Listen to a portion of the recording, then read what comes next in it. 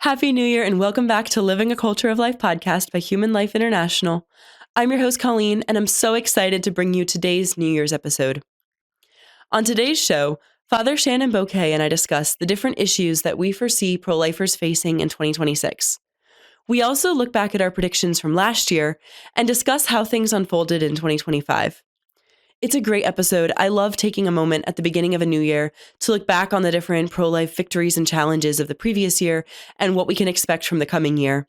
I really hope that you enjoy the episode as well, and thank you so much for listening to this podcast in 2025. I've been so honored to bring you episodes every week, and I look forward to bringing you new episodes every Thursday in 2026. Without further ado, please welcome Father Boquet to Living a Culture of Life.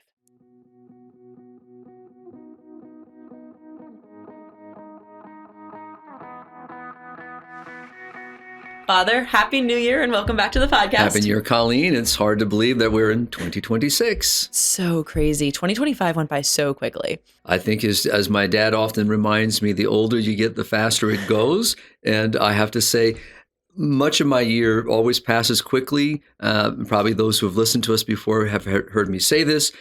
Being in the mission field so often and out of the United States so often, my year does fly by. And I was just joking with one of our donors just recently and said, well, how far in advance do you start booking missions? I said, well, I'm already in 2027. Wow. So in a sense, so the year passes quickly for me on many levels, but You're absolutely correct. I wish, it won't slow down, but I think that's where we have to make it slow down.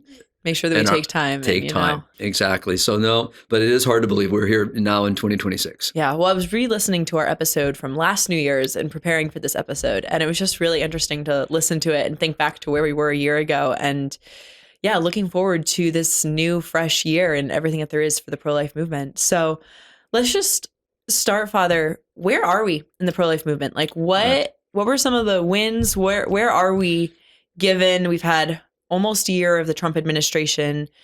Have you seen any positive fruits from that? What was 25-5? Well, I know we won't have a chance to go into too much detail, and which will give us something to talk about as we go into the new year. Yes. But one of the things that our audience would be familiar with regarding the Trump administration is the approach toward USAID. Mm-hmm. So what we've seen there are some positive signs. Mm-hmm. Comments from J.D. Vance, the vice president, has opened up several opportunities for conversation about what the approach will be of the administration going forward with regard to foreign aid. Yeah. And as all of our audience knows, we've talked about the Kissinger report here many times, which is called MSM 200, so the National Security Study Memorandum 200, under the Kissinger period, under the Nixon era. Mm-hmm. And so what that document has done, sadly, to our U.S. policy, which flows into our approach toward the United Nations, our approach in how we fund USAID, and much of our mission field suffers because of the negative side of U.S. funding, i.e. contraception, abortion, ideology. So it is very refreshing to hear that there could be a very different approach. Yes. And now that is still there. Lots of speculation of what that looks like. I haven't seen a lot of detail as of yet, but that'll give us something to pay attention to. Well, if our audience hasn't heard about it, the Kissinger report basically said that the U.S.'s policy was depopulation. It was part of the national strategy for security. And so we have full episodes on it, which I'll link, but that's just what the document said. And it was really interesting because the U.S. just came out with the new security strategy. And on the very last page, it talked about how the U.S.'s policy up till now has been to basically, I think, originally allow and then start actively promoting liberal ideology in Africa and how they're changing course from that. And I was very excited to see that. It's not a full rescinding of the Kissinger report, but it does seem to be a soft rescinding of, hey, we're changing our policy. For 50 years, we've been promoting all these liberal ideas, and now we're trying to take a different approach to foreign aid. Which will take time. I mean, the United Nations is a good example. I think it's a good way of looking at it, is because just recently, our director for our outreach at the Organization of American States, OAS, which, and also at the United Nations, Luis Martinez just gave us a wonderful report through the result of the pro-life initiative there. So the allies working together, the United States really took center stage in trying to advocate change the approach of the United Nations regarding its outreach to foreign nations. So basically here talking about, is there a right to abortion? The United States says no. And it's saying very clearly, I have it in front of me, so I just shared it with our audience. So basically what the U.S. said was that there is no obligation on the part of any state to fund abortion. So this is, again, where the UN and many of its agencies are trying to impose so-called rights to reproductive health, i.e. contraception, abortion, sterilization, now the whole idea of gender transitions and so forth. The United States is saying no. This is not obligatory to any state. And it goes further to state that every state is a sovereign right to decide for itself. Yes. So it's not telling another nation what it can and cannot do. So this is very important. And also the U.S. said that there is no international right to abortion. So because of the U.S. lead in this and a couple other countries taking lead, that we saw what was trying to be pushed failed. And I think it was, please, yeah. I was going to say, I think what the situation was, and I'm not 100% sure about this. This was my, what I was gathering with reading a little bit about it, is that I believe it was Sweden had proposed some type of policy. Correct. The U.S. was trying to add these two as amendments to it, saying that there's no right to abortion and that each country has the right to basically decide for themselves without outside pressure.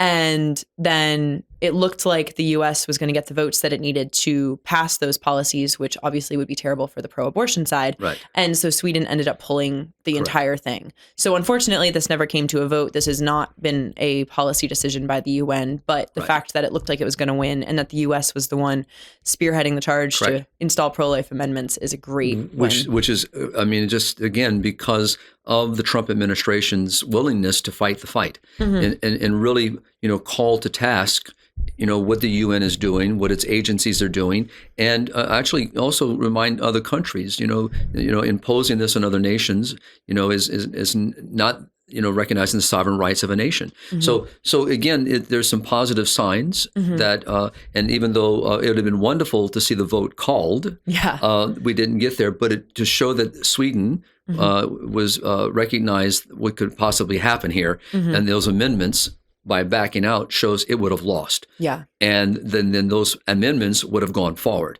So that's a good sign, which means there's opportunity. And that's what Louise was saying, in his report to us, a very brief report because it's still unfolding at the time when he gave this. But I have the email, and when I read it, it was just a breath of fresh air. To see that like you said, even though it didn't get to the vote, but to see where it was is a good sign of what's happening even within the UN body, because of the Trump administration's approach. And it also really shows the influence of the United States can be an influence of great positive good when it wants to assert itself. Sadly, we did not see that in the previous administration, where sadly much advocacy on the other side of the aisle was promoted and sadly affected many countries as a result. It was really interesting because when I was listening to our episode from last New Year's, two of the predictions that I was hoping for in 2025 were the defending of Planned Parenthood and the defending of the global anti-family policies. And so we kind of had that. We had the partial defunding of Planned Parenthood for a year. Unfortunately, it wasn't 10 years with the big, beautiful bill this year. And then we had USAID being defunded, which comes with pros and cons for developing countries. But part of the benefits of that is that a lot of these anti-life, anti-family programs lost U.S. government funding, which meant that they either had to shut down or look for funding elsewhere. So if I can, put some, in a sense, some rubber to the concrete on that, back in the fall, of last year, we welcomed our international team of directors for meetings for a little over a week, where we discussed, what's going on currently, what have been some of the positives, what have been some of the achievements, the victories, where are the challenges, and then we started setting goals and strategies for the next 2 to 3 years. And what came up is what you just mentioned, and that is these are now for our listeners, our international team of directors are the people that I work very closely with, along with our affiliates in the mission field. But these are the team that I oversee all of the regions, what we call regional directors. Luis Martinez is international director, as I mentioned, for OAS and for our work at the United Nations. But when you listen to them, you can. What came out very clearly is they're looking at how the Trump administration has been successful in defunding certain programs and policies, whether that be through the UN, through USAID, or by defunding certain groups that had been working with before, meaning the administration before, like Planned Parenthood. So by defunding it, what they saw was groups working in their regions close shop. Or the influence of their outreach limited. Yeah. So it does make a powerful difference. I know that people often think it's hyperbole when we bring all this up. Because people often say, what's what the president can't change all that. That's false. A new president, a new administration, new policies, new approach can make a radical change in the conversation. And so they all were admitting what they're seeing and what they're hearing. And that's a good thing. Doesn't mean the beast is gone. Yeah. It just means when we've pulled a couple of claws off of it, and we're taking away some of the influence of it, which means we still have 3 more years. So if the administration can truly be forthright with its intention, follow through on it, and actually realize it, in 3 years from now, you and I could be having a very different conversation about what was 2028 like, and what was 2029 looking like. That would be a radical, thing. But it shows that it can be possible, because as you and I were talking about before the podcast, when we look back to talking about Roe v. Wade, yes, and looking at that year, thinking, there's possibilities, and then flip a year later, and the possibility became reality. Yeah. And so it can happen. So I think this is a very good sign. And Luis himself, talking with other leaders, not just Catholic, Christian, pro-life leaders, but many other groups working there who really believe in the pro-life message, really are seeing some good signs. So it's good to have allies. Yes. And I'm very excited about what 2026 presents to us with our work with the OAS and the UN. Yeah, me too. I'm excited to hear about it. I love hearing about Luis's work there, and I frankly do not understand very much how intergovernmental organizations work, so it's always great to talk to him and just get a better feel for why our work there is so incredibly important. Well, one thing that maybe our listeners can pray for is, again, this is one of the strategies, and I just share it because right now it's in its infancy. But this, for example, as we have doctors for life, nurses for life, and so forth, diplomats for life. Oh, okay. This is a vision we love to see become realized, where it's, and like we do with all of our educational platforms, is how do we educate those serving, whether they be in intergovernmental agencies, whether they be actually in legislative bodies, legal counsel, wherever they may be. How do we form men and women to really be, quote, diplomats? I like the word ambassador, but diplomats is a good word, because diplomatic people are working on many, many levels within civil societies, forming people to be influential as diplomats for life.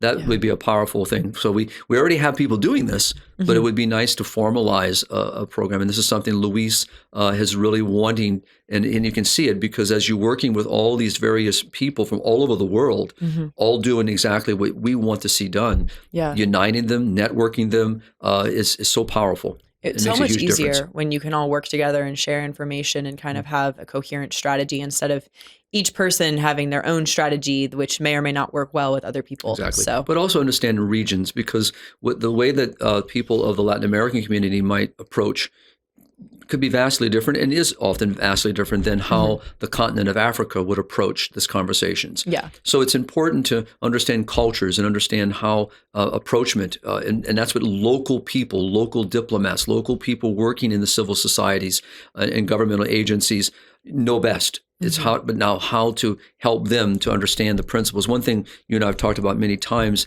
which is always a challenge every year, is how to form people's hearts and minds. Yeah.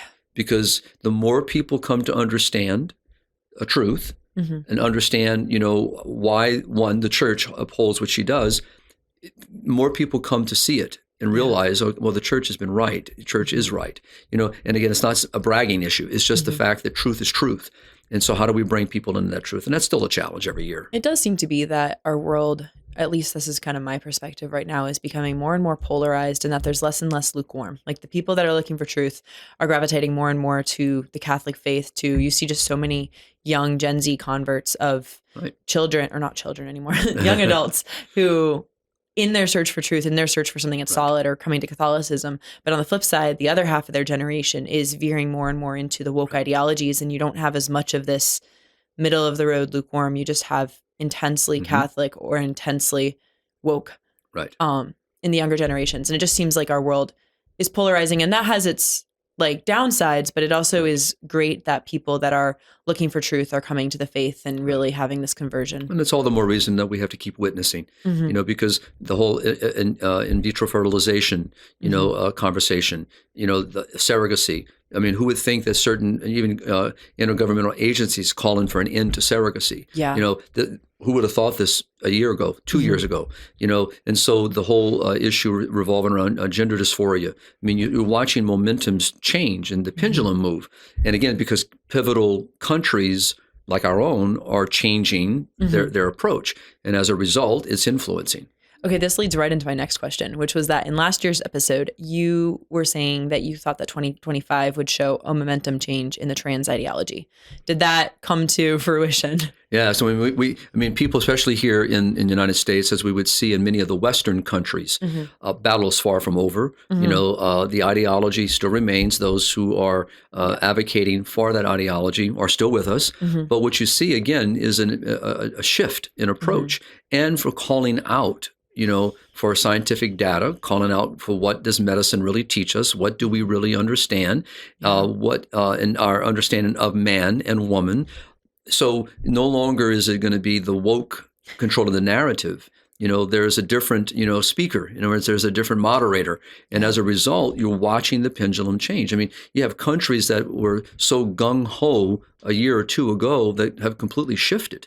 Yeah. And so, again, it just shows you that truth can and does prevail if it's not silenced. And what we see is the media still in charge in many ways, trying to control an agenda, but losing credibility, losing ground, and being called to task. And then also within the scientific medical community, you're seeing the same thing. But we also, again, there are powerful people, powerful agendas. So this year will be another pivotal year. Yeah. We have seen great change in 2025. I mean, and it's great to see battlegrounds over the sports, the idea of women in sports and wanting women only in women's sports, really fighting that good fight. Again, 2 years ago, they'd have had a more difficult time to get any press. Well, now they're getting press, and they're getting an opportunity to be in committee meetings and speaking. These are great opportunities. But the challenge for 2026 continues, but I do see that this new year has great potential because of where we've seen shifts already, which means the momentum is in the favor of truth. Yeah. So we just need to keep calling to task. Well, and not rest on our laurels either. I think that's a huge danger of, there's this big fight. We fight it. You see the momentum change and you're like, okay, my part's done. Right. And that's not what happens. Like you can't just, have it come back slightly and think that's going to be enough. Like the wokeism, all of that is just going to keep hammering away and hammering away. This goes in a little bit to a later part of this conversation where we're going to talk about the East African communities. Sexual and reproductive rights bill. But that's something that here at HLI we've seen come up over and over and over again. And we always stop it and they keep bringing it back. So you just can't sit back and say the battle's over. Well, what our directors also noted, and I've seen in many reports from our affiliates and just for our audience. So right now, HLI has got a very active footprint in about 115 countries. So a very active network, a lot of linkage, a lot of conversation. And what we're seeing is momentum there too. Because remember, as we've said numerous times in our podcast and in our writings, what happens in the States has an impact globally. So especially, obviously, in its foreign policy approach. Yeah. So when you start watching a shift, that shift affects the field, not just in USAID, but generally just the way people look to the U.S., like Roe v. Wade. Yes. When this changed, it affected other nations because other peoples looked at this situation and said, oh, it'll never happen. Well, it happens. There is a change. This caused a ripple, and people emboldened, thinking, okay, well, we got to keep fighting the good fight. Well, here we are again, because now what they're seeing, and this is what we heard, is that more people are getting involved. More people want to be involved in the pro-life and family movement. We're watching subjects that were once kind of taboo to talk about now being talked about. We're getting more phone calls from not only with ecclesial communities, but civil communities looking for more information. We're having more opportunity to speak to people on the legislative bodies. We're having chances to have more press time. So these are all some positive things that are occurring, and they're seen in the field, even just in local radio stations where people want to have a conversation about IVF. What is IVF, and why is the church teaching what she does? What do we know from IVF? And so people are hearing not just the one-sidedness that, in a sense, aren't we for children, the typical phrase that you hear, but understanding the complexity of IVF and why it really is not for children and why it's harmful. We're hearing the same thing on the issues of surrogacy, the connections to human trafficking. You know, we're hearing more and more because some of the way the controls that were once in place are no longer in place.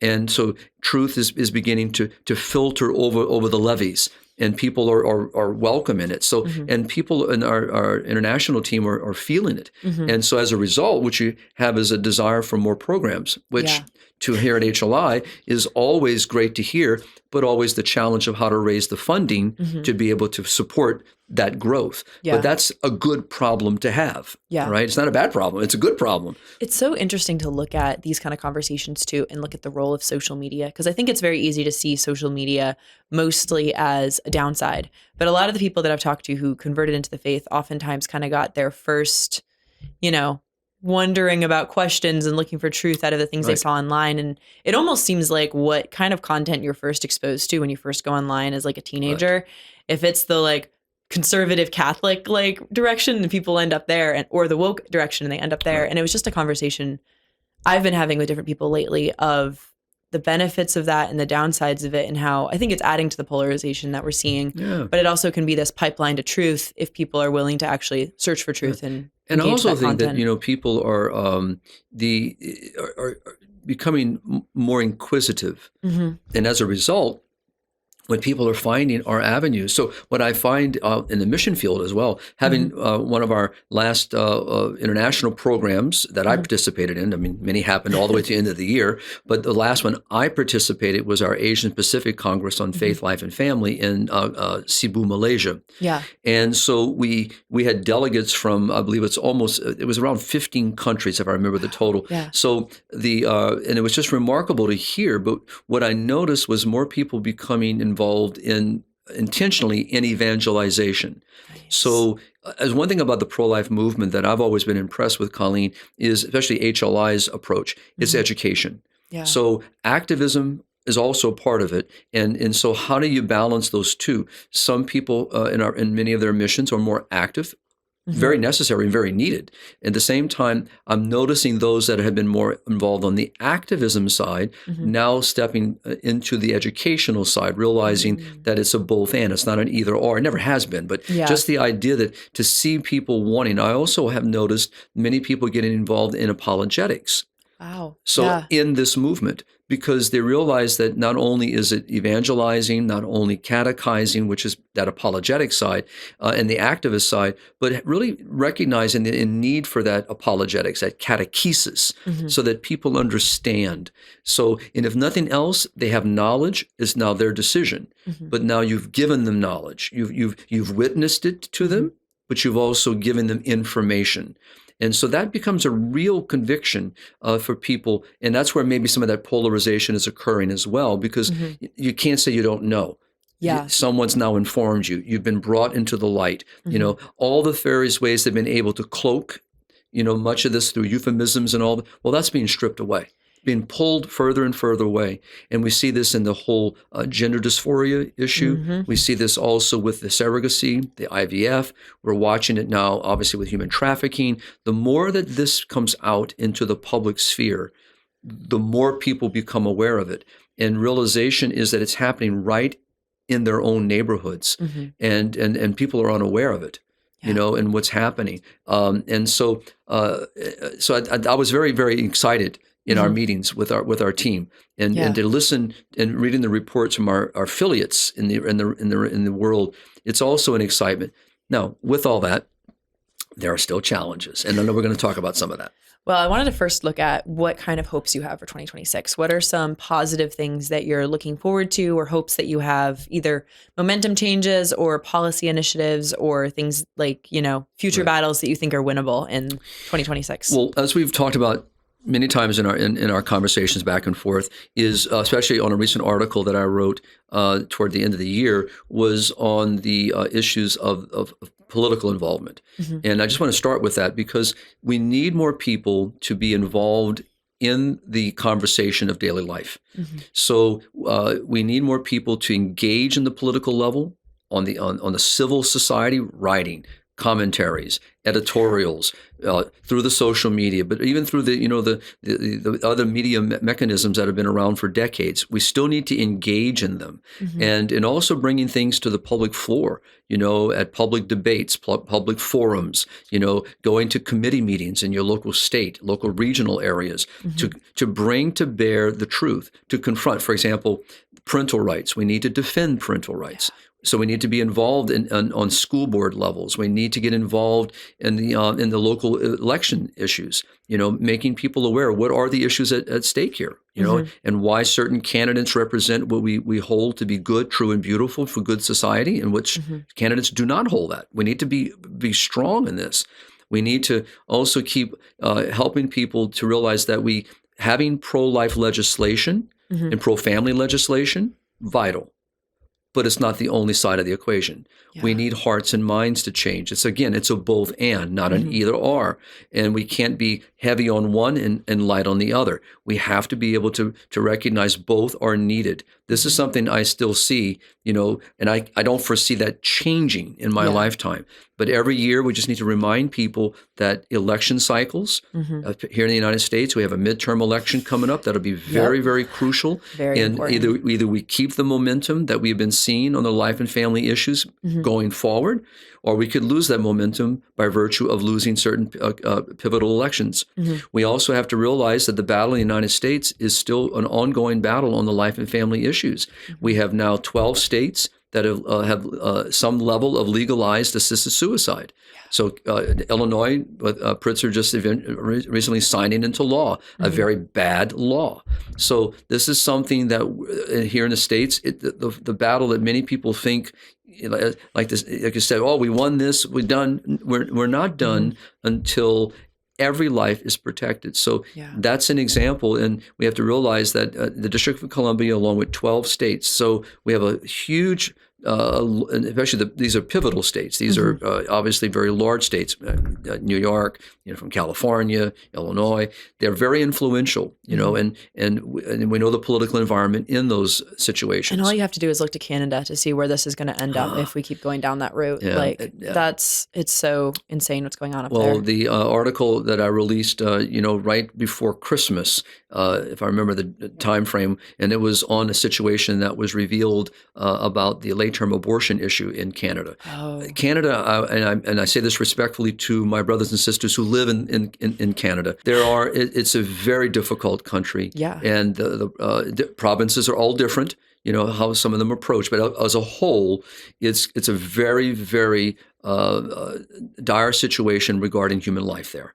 And so at the beginning of life and now at the end of life. And those of our audience that may not be familiar, basically in Canadian law, there's no limit to abortion.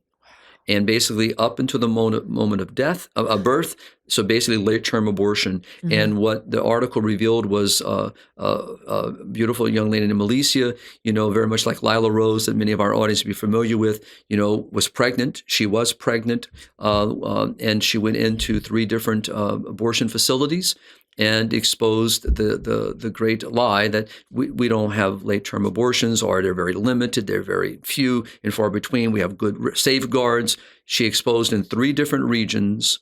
She could have had that abortion anytime she wanted, up until the point. And then, so she exposes all of it. And so this is something that occurred a couple of years ago, but came to bear by releasing all the information. So I say that, as you mentioned, because our neighbors to the north, have a lot of influence what happens here in our own country. And so, but we can have another influence in return. So we just need to see where the battles are and realize that they are still present and we need to be engaged. So both on the political and obviously in our families, in our homes, in our communities, at the base levels as well. Well, and this kind of goes back to what you were saying about, like, we don't want to rest on our laurels, but also even if you live in a very conservative area, to still be engaged and be proactive in looking into the people that are running. Because one criticism I've heard sometimes is that we get some, like, you end up with squishy politicians sometimes from very, very, very conservative states because people there look at the ballot and they say, this person's conservative, cool, check the box, move on. And nobody actually does a lot of research into what people hold. So like, I'm not saying that happens in every state, but that's kind of a concern. Same with a very liberal state. Whenever you have a very coherent state, I guess, where there's not a lot of conflict, people can kind of forget to be engaged in politics, forget to do their research, because either they're thinking my vote doesn't matter, or they're thinking my vote doesn't matter in the positive way of my side's going to win anyway. Well, and it's oftentimes, I think, in the swing states that people are the most engaged in these kind of conversations because they have to be, because every single vote matters. And what I would say, obviously, state level debate and conversation affects this on the state level. Yeah. But when we start moving that now into a national level, so I think of someone like Congressman Chris Smith, who's been a strong advocate for the life and family issues for decades. So our representatives that go to Washington, D.C. do and have a tremendous opportunity of impact and influence. So we do want to be very clear in who we're sending, and what that person will represent and how that person can be influential to other people. And it just takes one leader, to stand up and present something very different and be willing to fight the good fight and run the race and win a swell of others to that conversation. You can change a direction, change a momentum, and actually have a positive outcome. So that's why it's a both and. We want people involved, but I also want our and I know our listeners understand this. We're not going to win the battle only on good laws. Yeah.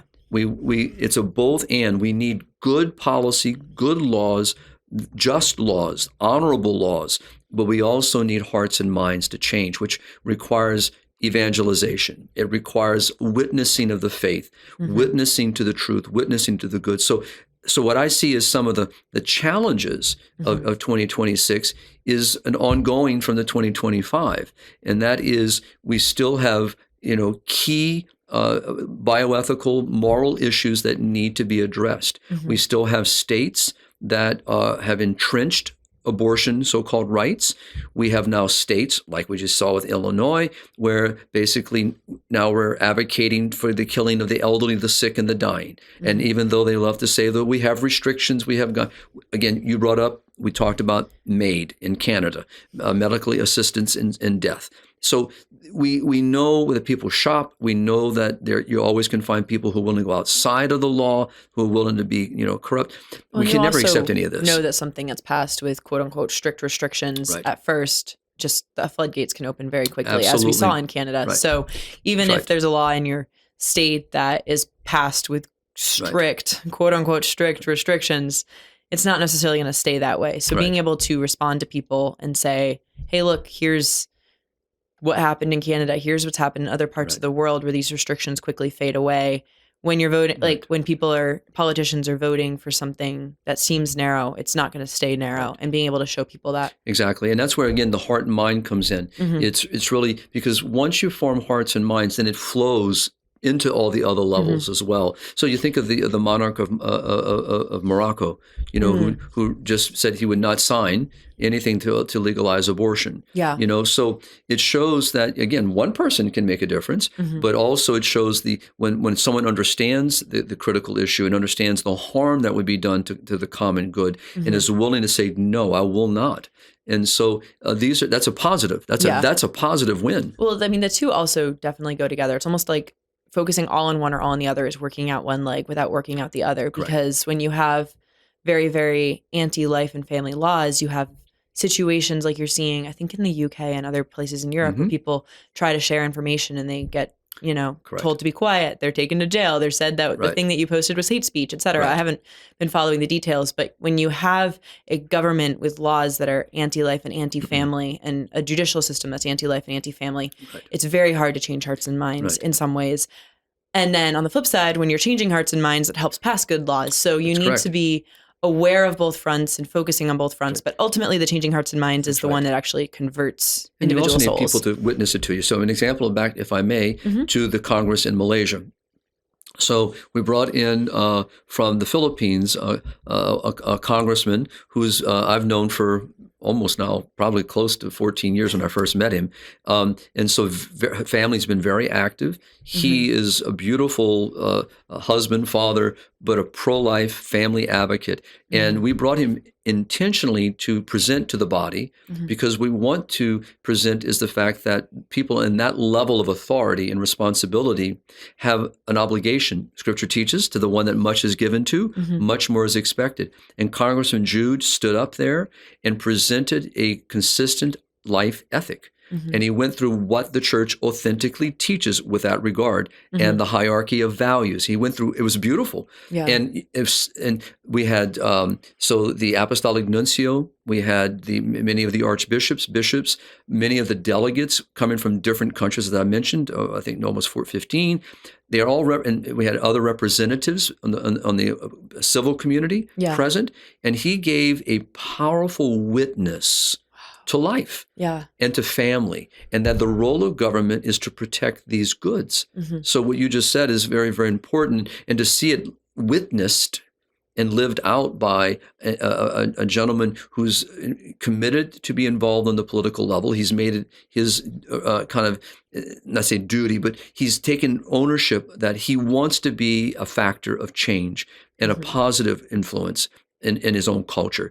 And even though the Philippines may be predominantly a Catholic culture, it's struggling because of the influence of the West and the Western mentality. So he's trying to put, not say a dam, because you're not trying to block something, but you're trying to prevent an evil from becoming in a mindset and promote a good that is good for all people, whether you're Catholic, Christian, non-Christian, Christian, it's for the good of society. And he gave a beautiful witness. You want to fortify those good values. Exactly. By your country. And wouldn't that be wonderful? And there are people in our federal level doing exactly what Congressman Jude is doing. There are people on the state level, school board levels. I mean, there are parish councils and civil communities that are doing yeoman's work that we just don't see, that are fighting the good fight. And what I would say is 2026 gives us an opportunity coming out of 2025, where we see a momentum shift, we're seeing a confrontation, a calling out of the lie, the illusion, and the labeling of people as hate speech, and that's being challenged. And we've got a number of cases before the Supreme Court here in the United States that are going to bring that to bear. Still waiting to see what those outcomes will be, but for the court to hear them is something, and again, now that it's being heard, a decision is going to be given. So we have to wait to see what those decisions are. Do you happen to remember what any of those are offhand? So I know that some of them deal with the way that some of the Catholic churches, hospitals, institutions are being regulated by certain states and being prevented from exercising their identity by state law. So some of that's coming before the court. Obviously, we have a number of cases dealing with the issues of abortion in the states, regulation or non-regulation and so forth. So I get a couple of emails every week, to kind of update me a little bit. And some are denied, some are received. So I think there are some parental right ones that are actually before the court. And the idea, again, back to states that are overstepping parental rights and requiring that kids participate in certain state regulated programs, and parents not wanting that. So I think that's before the court. There are several that are dealing with freedom of conscience issues. So basically the freedom of religion is what you're seeing, an exercise of that, before the court. I believe there's also one coming on quote unquote conversion therapy. And I don't know what the details of that case are, but we did a really interesting episode with Father Paul Sullins a couple of years ago discussing sexual orientation, sexual orientation change. It was basically conversion therapy is like the umbrella term for lots of different things. And this was one specific talk therapy, basically, to help people who have same-sex attraction be able to reduce their inclinations. And so I don't know if this is what the Supreme Court, I don't want to like give any sort of pro or con against the Supreme Court case because I don't know anything about it, but I do know that there's a lot of misinformation about that topic, and I would encourage listeners to go back and listen to that episode because Father Paul Sellens was able to clarify a lot of what is actually can be very helpful for people and shouldn't be denied them. I think there is I don't know the case, but there is a case, if I remember correctly, that's dealing with this topic. Now I'm not sure which state is coming from, so that whether that, and obviously it'll be the players that we always see, which typically are going to be the California, Illinois, New York, Wisconsin, various states that are pushing certain agendas within their state legislation. So these are now coming. Many of these are coming before the court. Yeah. So I believe 2026 we will start seeing some of these results of what the court's decision will be, and what does that mean going forward? Especially with regard to states' infringement on parental rights. And because a child is not a product.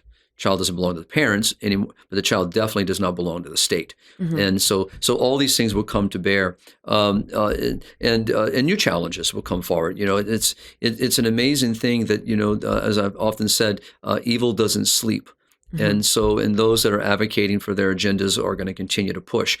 All the more reason what we're saying we have to do the same thing. So I think it's also important for our listeners to look to some other challenges. So we are still waiting to see how the issue of how the Trump administrations, which here, as I've written, I'm not in agreement with the Trump administration on its position on in vitro fertilization.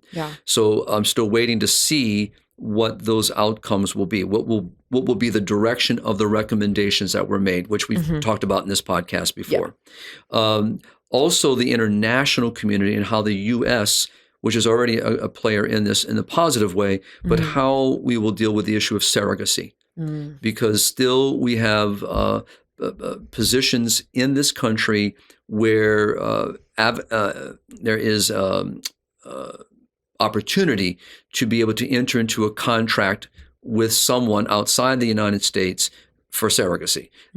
I'm hoping that we will see more challenges to this and start being able to reject these approaches. I think 2026 will again be pivotal because we're seeing other countries and other international governing bodies raising this issue. And because it's, again, we're talking about exploitation, manipulation, contractual relationships, harm to children, harm to women. I mean, it needs to be dealt with. There does seem to be a momentum change going on there because you and I had an episode earlier this year on the UN report calling for a global ban on surrogacy. And then just yesterday, I saw an article, a New York Times article, exposing the dark side of the surrogacy industry, which was talking about women from Thailand who were then being used as surrogates in Georgia. And this article went into basically the trafficking that was going on. And I was very surprised and heartened to see the New York Times reporting on that because I guess I wasn't super following the topic a few years ago, but I wouldn't have expected a few years ago for the New York Times to be doing an expose on the problems of surrogacy. So, and also with that, we have the issue of pornography. So what we're seeing is more regulation being advocated. We have more states that and actually countries that are preventing certain companies, organizations, or those that are advocating for pornography entities from actually having access in their country. So they're denying.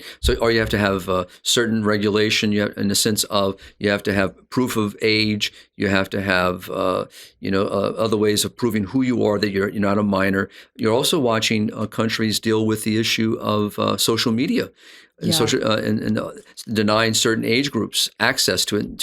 So these are going to be challenged, of course. We're going to see that. But to see this even happening, here in the state of Virginia, there are certain, I'm not going to name the other groups, but there are certain pornographic, I guess, not companies, but those advocating for it. Activists. Well, Pornhub is one example, that just trying to think what I would refer to them in name. But the idea is that they're being denied, ability without the authorizations. And so one side claims it as freedom of speech, freedom of exercise. The other side sees pornography as what it is. It's a violation. It's vile. It's a manipulation, exploitation, all the various things. It's not good for society.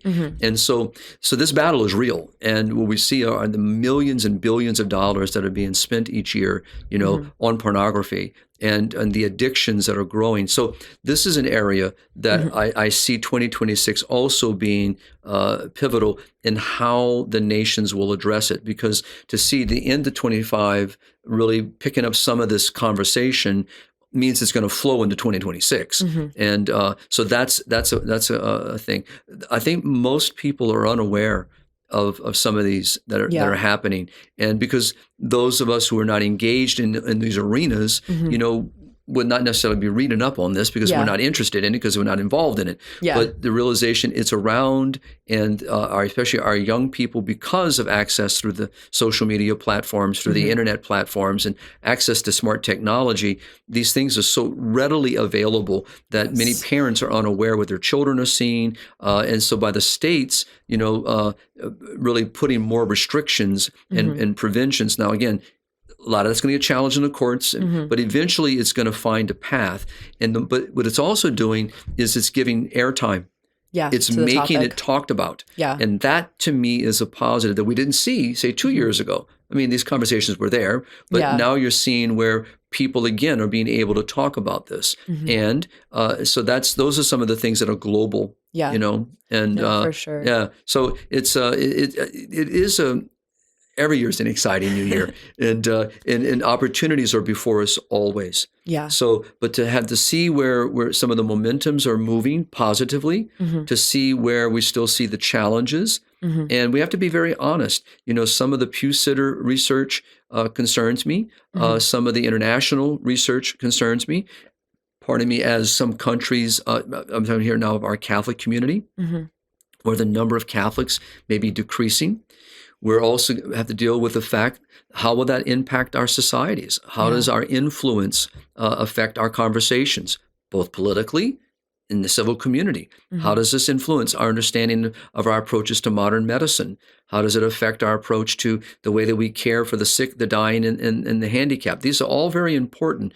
The other thing that's important to see is how the fertility rates, which are now very much in a dire situation across the planet, outside of the continent of Africa and certain communities around the world. But we enter a demographic winter. It is not something that is out there coming. It's here. And we're watching such low birth rates are going to, not only in the United States, we see it in our own country, 1.6, so 2.25 is obviously around replacement level we talked about, even though that's too low. But how does that going to affect? So these are negatives, but there's opportunity, because as I showed you a couple of videos before we came in, we still see the beauty of larger families. We still see the beauty of people welcoming children. So, and that's again where our Christian faith, our Catholic faith comes shining through, where we see marriage for what it is, a beautiful vocation and the beautiful openness to human life. But we cannot deny the fact that we're going to have to deal with the fruit of our decisions. And the low fertility rates are going to have a massive influence socially on economics. It's going to impact healthcare. And this is why we're also starting to see the issues of assisted suicide begin to be advocated for and promoted, because countries are seeing it as an opportunity to diminish a certain segment of the population and reduce healthcare cost. So this is all in this pot. As a Louisianian, a gumbo pot. Lots of things in it that we have to deal with. And so we will not be without work and opportunity, Colleen.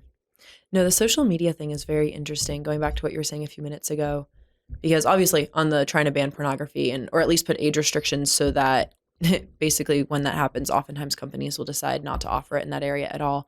So it's a very effective way to take that first step to try to shut down pornography sites. But the social media specifically side of it is very interesting, because at first when I heard about those laws, I was like, oh yeah, that's great. Kids shouldn't have social media. And I still basically agree with that. I don't think young kids should be on social media. But the cynical part of me now is wondering if part of that is happening because so many people have come to have more conservative values and come to Catholicism through the internet. A lot of times people are first getting exposed to kind of alternative ideas to what they learn in public school through things like social media. So there's the cynical part of me is very curious to see how that goes down and what the reasoning behind it is, because there's a little part of me that's scared that those things are being pushed or being allowed to be pushed forward because the groups that control the public schools want the kids to, like the next generation, to only be learning their information through public schools. So it's just an aspect of it that has occurred to me recently, and I'm curious to see what happens. What'll be interesting to see is coming as a, and it's just kind of funny. So I was the beginning of Gen X, remember? So I was born in 66, 65, I think is where Gen X started. So, we're the age without cell phones, no internet. You know, all the social media that did not exist. Many things did not exist in those, for us, in those earlier years. Yeah. But we do remember that as we go forward in time, you know, the fact of movies did have labels on them. There were certain things that were for mature audiences, certain things that were G, you know, PG, and so on. So there is, in the sense of civil society, recognizing that there are certain things that should not be readily available to certain segments of the society because, one, of immaturity, levels of I'm talking about children, age brackets, and so forth. So it's not something that is unheard of in our conversation of regulation. Yeah. The question is how do we regulate? What's behind it? All that. So what you just said, but I believe it is in the interest of civil society to realize now, I'm not advocating for any of those bad things at all. So I want to wait a minute here. I don't. By any means. I don't disagree with you in theory. I'm just concerned that the motivation is because they want to limit what information children are receiving or have more control over it. And that's more of where again, not that I'd even necessarily be opposed to it. I just would like to know what is the motivation behind this, who is actually advocating for these, and why. It's that's what's going to keep unfolding. But the idea of, you know, the whole reason why, for example, you look at in the pornography industry, not from their side, but from those trying to help people who struggle, you know, creating filters and creating. So, but the idea is, you know, like for our young people, I mean, it is how do we create a protective shield, if you will, so that our young people are not so easily influenced by, you know, all these various realities that are around us. That, you know, that it's so these are things that I do see 2026 because I'm watching the international community raising these questions, and so. If we're sitting here together in 2027, you know, we may have much to talk about that we've seen accomplished, and I do think that we will be there. We will see some positive things. I do believe that, you know, throughout the year we'll see how the U.S. government approaches its foreign aid. We will see that, you know, especially as we get through the midterm. Yes, you know, from a U.S. point of view, I believe that we will see the Trump administration not pulling back from its engagement with the UN. I think it's called out the UN on various ways in which the UN is approaching various topics, and it's challenging that. I think we will see some influence of how those policies and what they're promoting globally, that will change. Now, I think it would be important to talk about just very briefly the challenge of the EAC.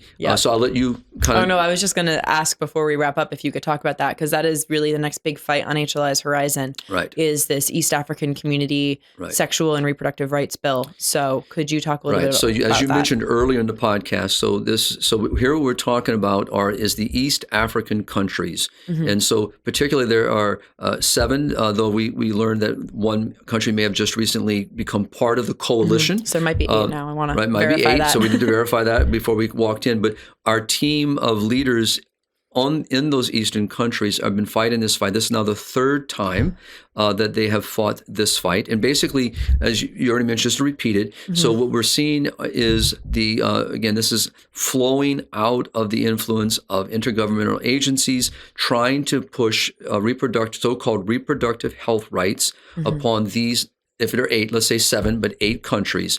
And what happens here, Colleen, as I know you know, but our audience may not know, that if this becomes accepted, it basically takes the sovereignty of those nations and literally abrogates that sovereignty and imposes Yeah. these so-called rights upon all of them, even if their own constitutions, their own policies, it laws. overrides national law. So Yeah. this is a dangerous precedent that is trying to be done here. And it's really by millions and millions of dollars being funneled into these parliamentary bodies, trying to persuade. I use that word persuade, word corrupt, but persuade.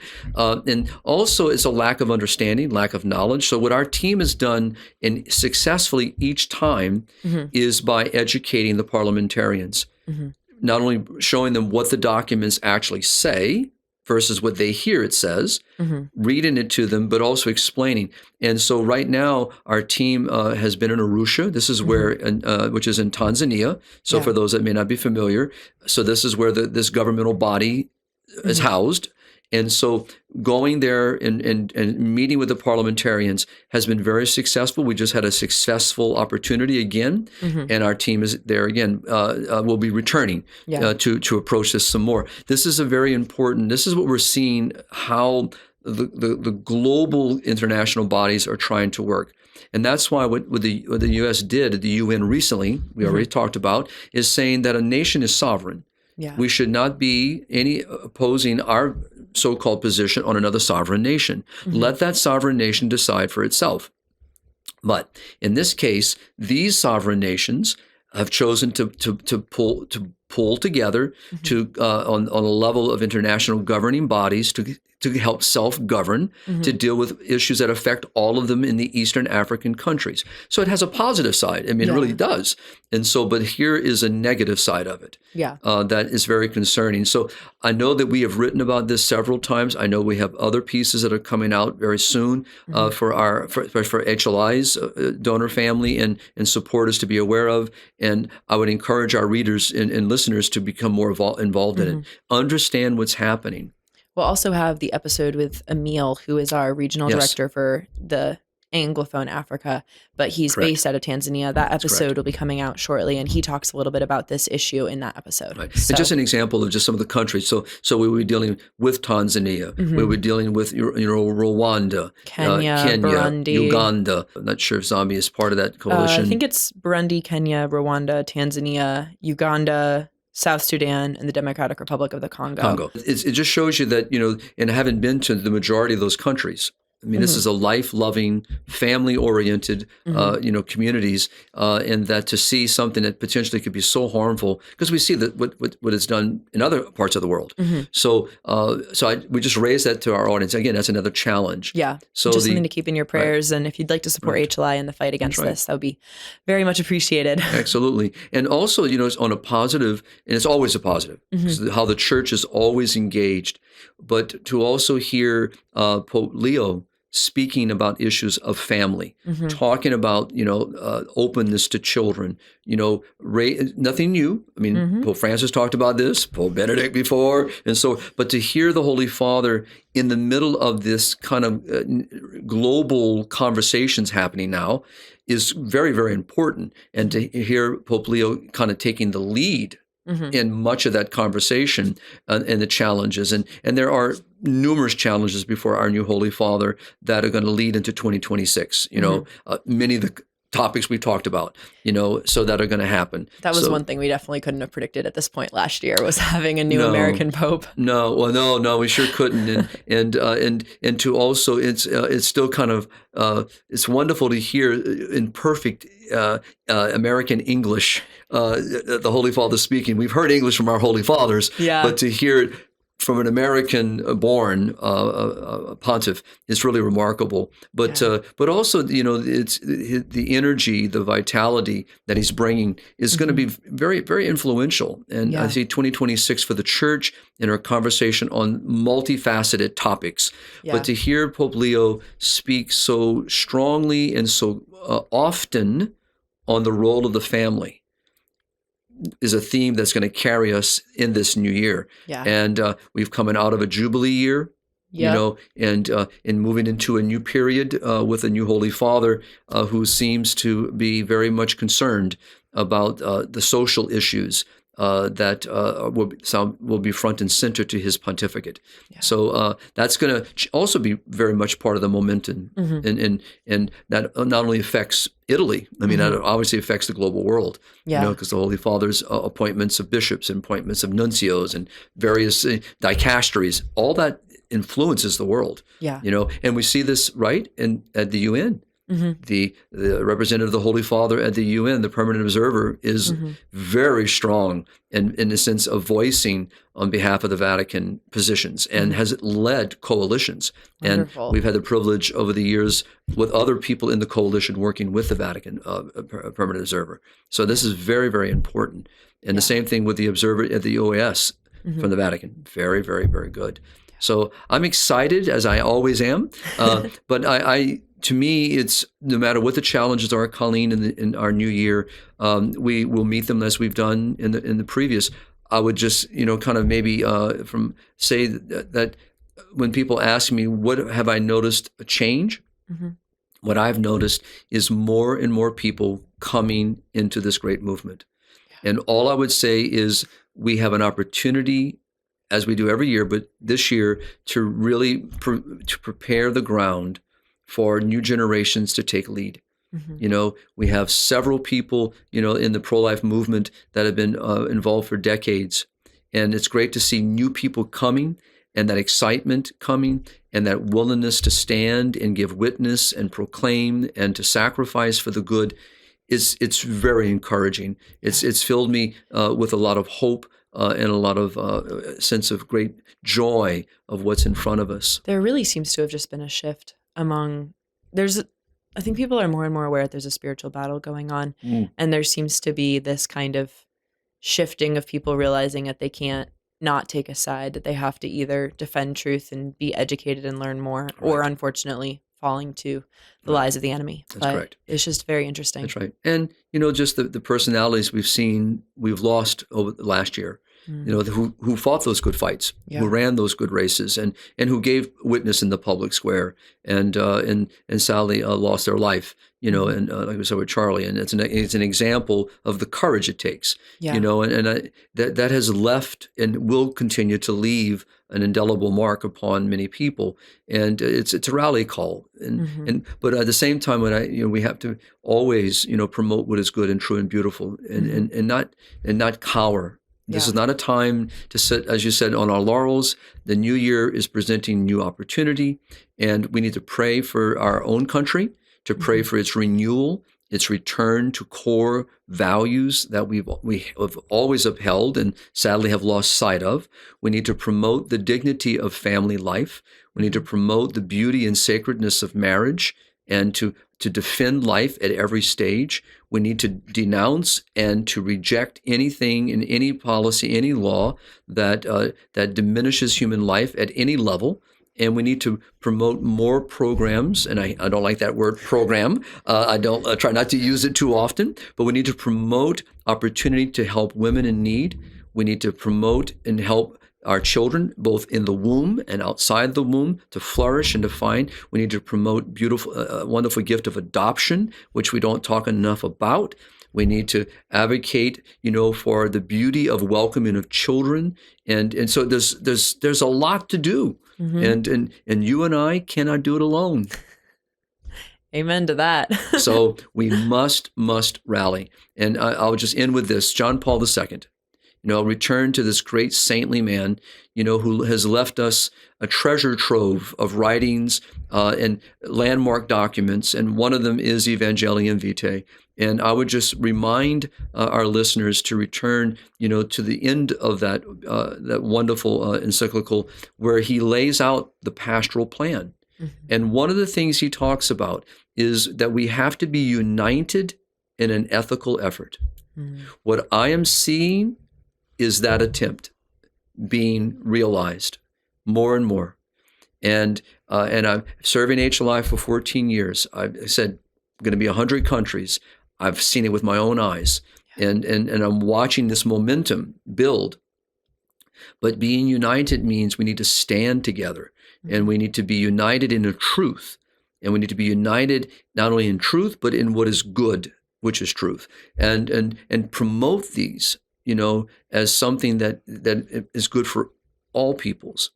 And that's also, so the advocacy side also needs to grow. We need more pregnancy care centers and resource centers. We need more family centers where families can go. We need more centers where good counseling, but based in a good anthropology of the human person, needs to be available. We have a lot of wounded families, a wounded society for many reasons, all of which we've been talking about. We need to help heal that. We need to be front and center in these. That's what we should be investing in. So if Mr. Trump would call me and ask me, where could we spend all the money we've been spending on USAID, I have wonderful places where that money could go and to promote these great goods. Yes. So I'm putting it out there. I'm open to a phone call. I'm not going to give you my phone number now on this podcast, but I can be found. Well, thank you so much for this conversation, Father. It's always great to kind of look back on the previous year, look forward to what's coming, and it'll be exciting to see what happens in 2026. And lastly, this, and I promise the last thing is asking those who are listening to pray for HLI.